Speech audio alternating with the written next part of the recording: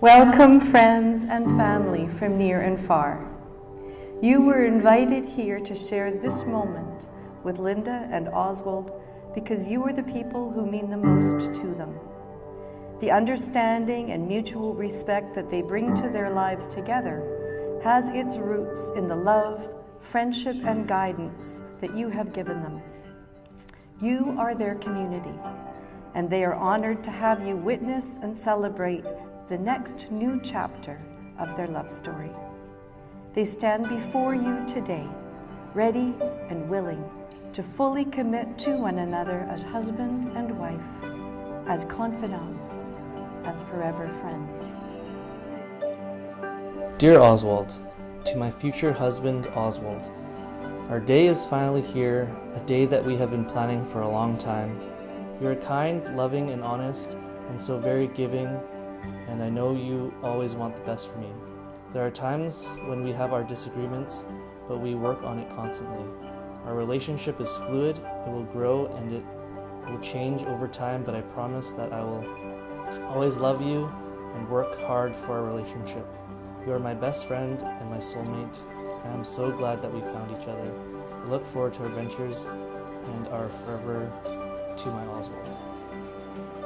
Dear Linda, I want to express my love for you. We've grown so much closer since we first met up. I remember how nervous and excited I was thinking about how I was going to ask you to marry me. While we were in Maui, I kept carrying the ring around whenever we went out somewhere.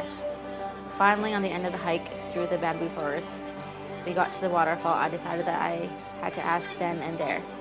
It was just my luck that in the moment there was no one else around.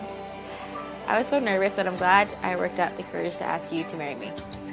I know that I want to spend the rest of our lives together. You are loving, caring, funny, and patient. I'm looking forward to our adventures together in the future.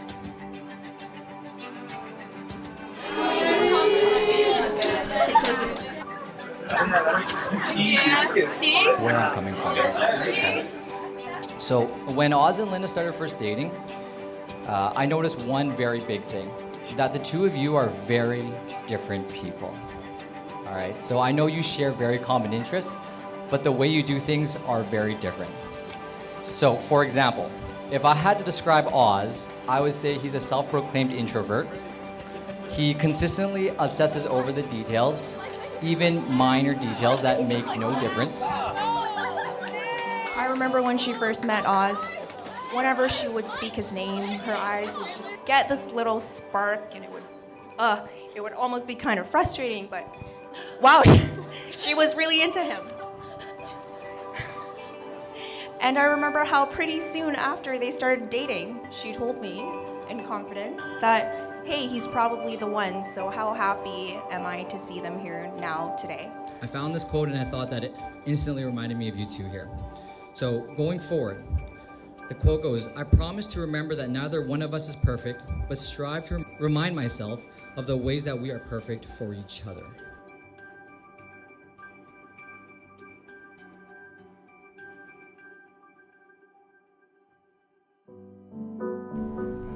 Each of us knows that a marriage is not created by a law or a ceremony. Rather, it occurs in the hearts of two human beings. It grows out of loving, caring, and sharing ourselves with another. This ceremony will not create a relationship that does not already exist and has not already been celebrated in all the commitments that Linda and Oswald have made to each other, both large and small, in the days since they first met and recognized their connection to one another. So in witnessing this ceremony today, we are observing only an outward sign of an inward union that already exists between them. The sweetness of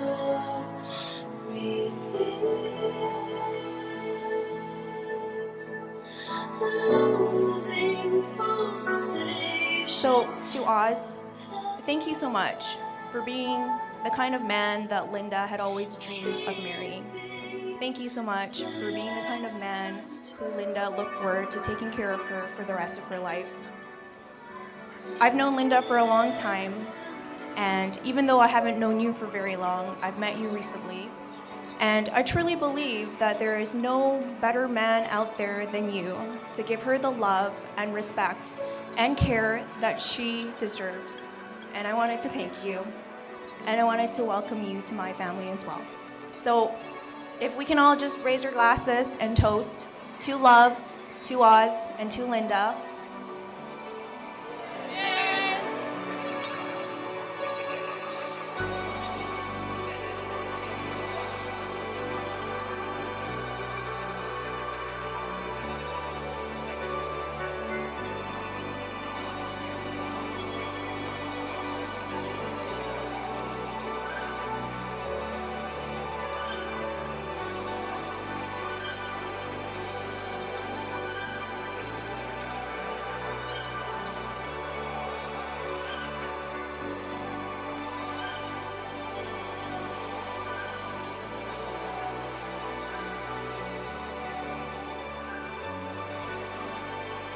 I pledge my undying love to you, Linda, as I invite you to share my life.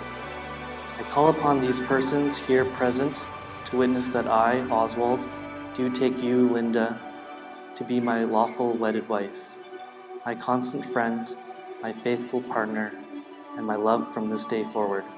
In the presence of God, our family and friends, I offer you my solemn vow to be your partner in sickness and in health. I promise to love you unconditionally, to support you, to honor you, respect you, to laugh with you, and cry with you, and to cherish you for as long as we both shall live. I pledge my undying love to you, Oswald, as I invite you to share my life. I call upon these persons here present to witness that I, Linda, do take you, Oswald, to be my lawful wedded husband, my constant friend, my faithful partner, and my love from this day forward. In the presence of our family and friends, I offer you my solemn vow to be your partner in sickness and in health. I promise to love you unconditionally, to support you, to honor you and respect you, to laugh with you and cry with you, and to cherish you for as long as we both shall live. In marriage, the little things are the big things. It's never being too old to hold hands.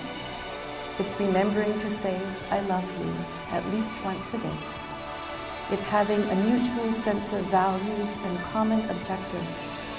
It's standing together, facing the world. It's forming a circle of love that gathers the whole family. It's doing things for each other, not in the attitude of duty or sacrifice, but in the spirit of joy.